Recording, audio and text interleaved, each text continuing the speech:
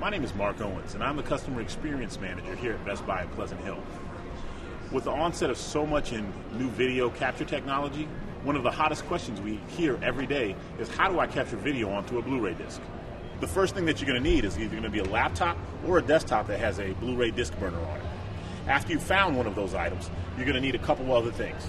You're going to need a software like Pinnacle Studio Ultimate, which is going to allow you to capture Blu-ray disc content onto your computer as well as burn it out onto Blu-ray DVDs. Once your computer's on, you're going to want to find yourself either a Blu-ray disc writable or rewritable DVD.